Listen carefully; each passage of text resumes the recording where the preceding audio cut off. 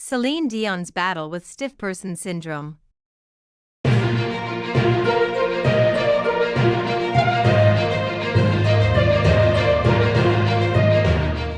When Celine Dion revealed in December 2022 that she had been diagnosed with stiff person syndrome, SPS, it almost sounded like a made-up affliction, a neurological disorder so rare, it affects only 1 in a million people, and Dion is, so far, the most high-profile person to ever disclose they have it.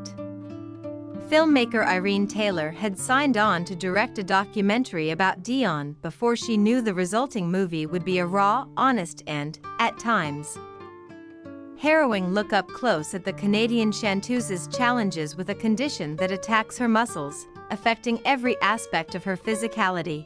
"I had no idea what the film would be about," Taylor told The Nightly. "And when Celine's manager called me one day and said, 'Look, I need to talk to you about something,' and then told me there's something mysteriously wrong with her. We don't know what it is, but it's undeniable. We cannot get to the bottom of it, and I'm sorry we didn't tell you earlier." I remember my response in that moment was, "Oh, the film just went like this to like this," Taylor said while signaling with her hands that the focus had shifted from a wide-ranging story to one that had narrowed. If you imagine the iris of a lens, it just got a lot more focused. I Am, Celine Dion is releasing next week on Amazon Prime Video, a 1-hour and 42-minute documentary with unfettered access to Dion, who generously shares her story with the audience. There are no graces, filters, or obfuscations. Only tears, truths and, often, moments of levity. A tour through a collection of her archives in a Nevada warehouse brings out stories of the ingenuity of her stage costumes, while glimpses of her shoe collection, Sharpie drawer, meticulously folded socks, and her feeding her Labrador, Bear, shades in the contours of an ordinary and extraordinary life.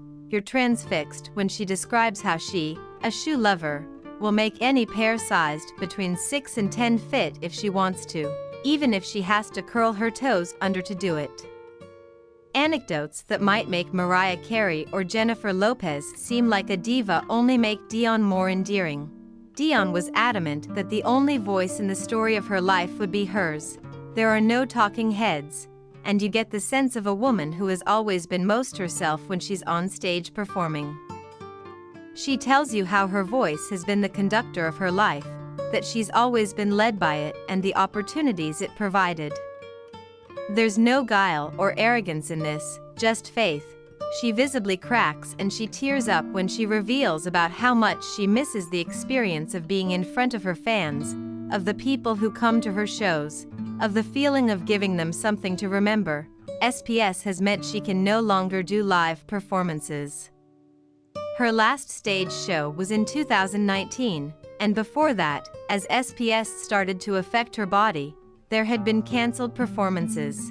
The most confronting moment in the documentary comes near the end. Taylor's camera's present to capture a visceral and brutal SPS episode. Dion has just finished recording a song for the film Love Again, which was not easy, and was wrapping up for the day when the attack came on. In close-ups, I Am, Celine Dion documents her seized fingers, her unmoving feet.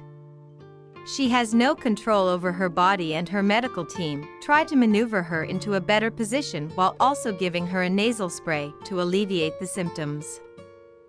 The most bracing aspect is her face, frozen in pain as tears roll down her nose. She can't speak. She can barely squeeze the hand of those looking after her. The episode passes. Taylor remembered that day clearly. "I think I must have been palpably out of sorts," she recalled.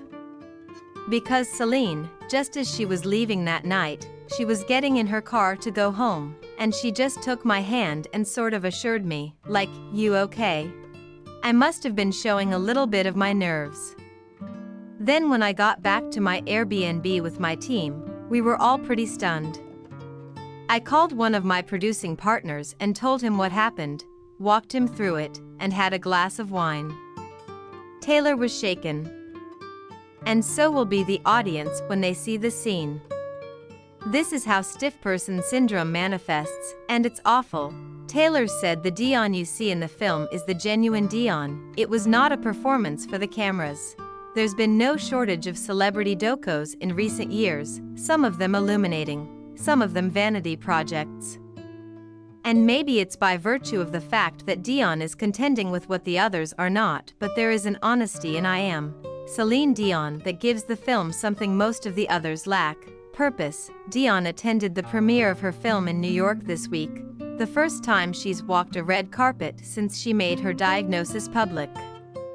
There was a standing ovation, and she teared up as she stood in front of an audience. It's as if Dion has made good on the promise she made in the film. I miss it so much. The people, I miss them. If I can't run, I'll walk. If I can't walk, I'll crawl. I won't stop. Well, that's it for today's video. What are your thoughts? Please let us know on the comment section below. Whose celebrity do you want us to feature next? Thank you for watching FASN News Channel.